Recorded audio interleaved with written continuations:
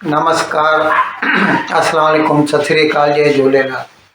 मैं हूं जी प्रेम मटलानी और आप देख रहे हैं हालात हाज़रा का प्रोग्राम। हकीकत ये है, इब्तदा में आपसे दरख्वास्त है चैनल ज़रूर सब्सक्राइब करें। नाजरीन, भारत का माली साल ताज़ा पूरा हुआ है। हमने आपको पहले भी बताया है, अप्रैल से लेके मार्च तक रहता है। अब जाहिर है माली साल पूरा हुआ है तो डिफरेंट डिपार्टमेंट्स की तरफ से अपने अपने आंकड़े या आदाद व शुमार आ रहे हैं, नंबर्स आ रहे हैं। इस सिलसिले में कल भारत के ऑटोमोबाइल सेक्टर की रिपोर्ट आई और जिसमें ये बताया गया कि ये साल जो अभी पूरा हुआ यानी 22-23, इसमें इससे पहले एक साल जो था यानी 21-22 के कंपैरिजन में या इसके मुकाबले में इस साल पैसेंजर व्हीकल्स यानी जहां तक कारों का ताल्लुक है उनकी बिक्री में 27%, 27% की बढ़ोतरी हुई है, इजाफा हुआ है। अब हकीकत में क्या है जनाब कि 19-20 तक तो खैर ठीक था, नॉर्मल था।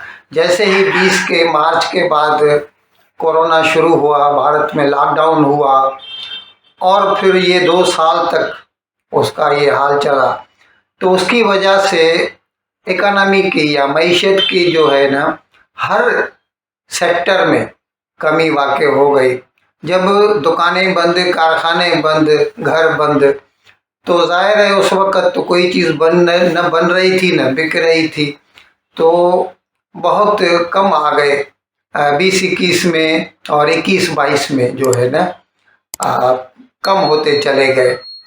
अच्छा, इससे पहले जो था यानी 19-20 तक, 19-20 में जो ये रिपोर्ट आई थी तो उस वक्त पैसेंजर व्हीकल की जो सेल थी 19-20 में वो 33,80,000 थी।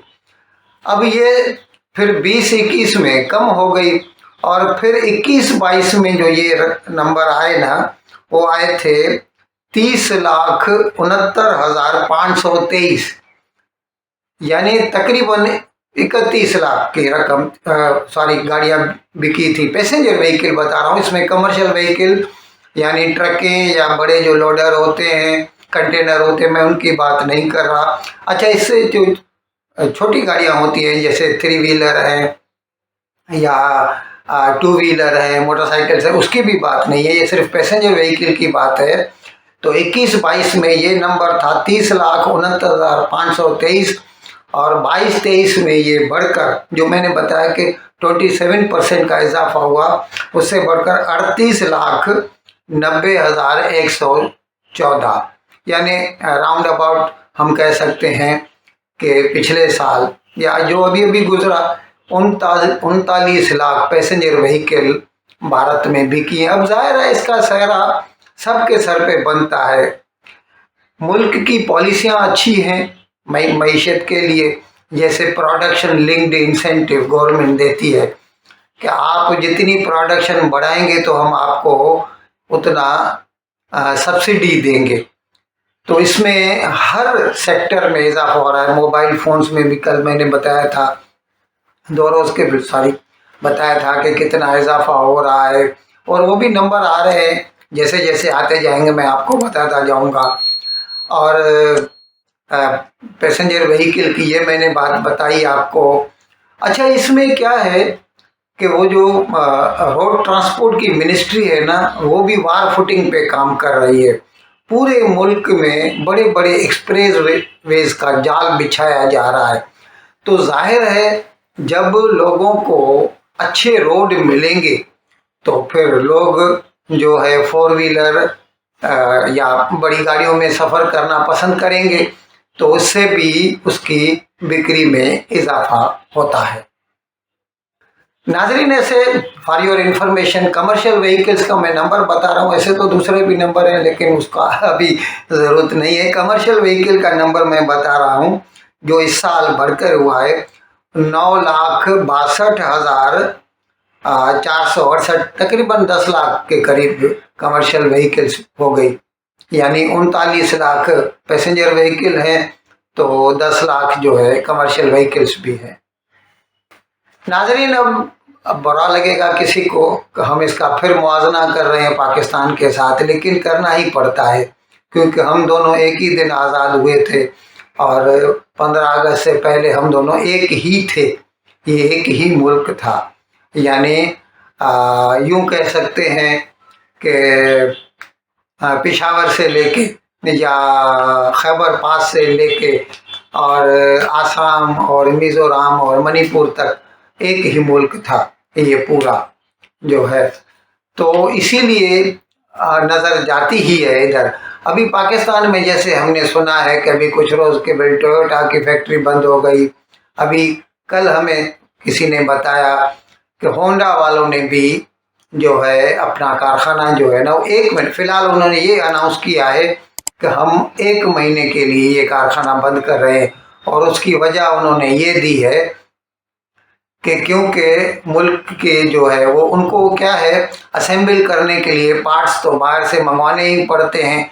ज़्यादा से ज़्यादा जो घर में वो टायर वगैरह वो इस्तेमाल हो सकते हैं पाकिस्तान के, तो बाकी सामान तो बाहर से ही आता है असेंबल करने के लिए। तो वो बाहर से जब ही आता है तो उनके लिए एलसी खोलनी पड़ती है और एलसी खोलने के लिए फिर डॉलर चाहिए, और जब डॉलर नहीं देगी स्टेट बैंक ऑफ पाकिस्तान तो फिर वो कैसे इंपोर्ट हो सकेंगे। तो इसकी वजह से होंडा कंपनी ने अपना जो असेंबली का प्लांट है, फिलहाल उन्होंने ये अनाउंस किया है कि हम 1 महीने के लिए इसको बंद कर रहे हैं। और अगर यही सूरत हाल रही तो हो सकता है फिलहाल तो बंद ही करके चले जाएं।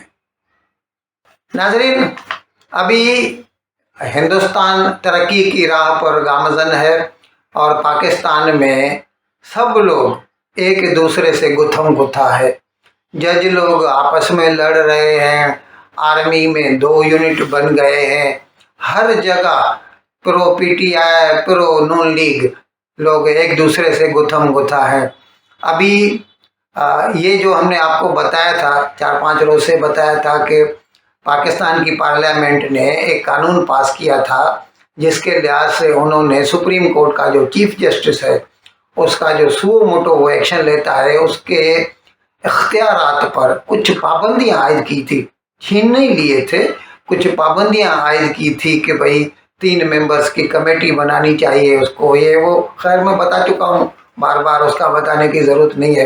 वो कानून पास किया असेंबली ने, सेनेट ने फिर भेजा सदर साहब के पास, और सदर तो पीटीआई के हैं तो उन्होंने एक मरतबा तो दस्तखत किए नहीं, वापस भेज दिया। फिर उसको वापस फिर से पास करना पड़ा और फिर से अभी सदर के पास ज़ेरे गौर है वो। और अगर वो सही दस्तखत न भी करते हैं इस पर तो 10 दिन के बाद वो कानून बन जाएगा। लेकिन उसके कानून बनने के लिए उसको नोटिफाई करना ज़रूरी है। जब तक नोटिफाई नहीं होता, गज़ेट में नहीं आता, ये कानून नहीं बनेगा। लेकिन एक अजीब बात हुई जो कल मैंने बताई थी आपको कि पीटीआई के कुछ वकला साहब हैं, उन्होंने एक रिट पिटीशन फाइल कर दी सुप्रीम कोर्ट में कि सरकार ने एक कानून पास किया है जो आइंदा दिनों में जिस पर अमल दरामद हो सकता है, नोटिफाई हो सकता है, इसीलिए उसके ऊपर स्टे लगाया जाए या उसको रद्द कर दिया जाए।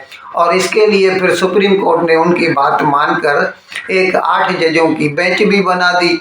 और वो सारे जज ऐसे हैं जिनको बकौल नून लीग के, अब हम तो नहीं जानते, वो तो ऐसा कहते हैं कि ये जो सारे जज साहिबान हैं ये पार्टीशन है, यानी ये प्रो पीटीआई हैं। और उन्होंने कल इसका सबूत भी दे दिया। अभी तक ये कानून नहीं बना है, लेकिन उसके बावजूद कल सुप्रीम कोर्ट ने उसके ऊपर सुनवाई भी की, वही 8 जजों की बेंच, जिसके ऊपर मौजूदा हुकूमत ने एतराज़ भी उठाया है कि हमारा इनके ऊपर एतमाद नहीं है।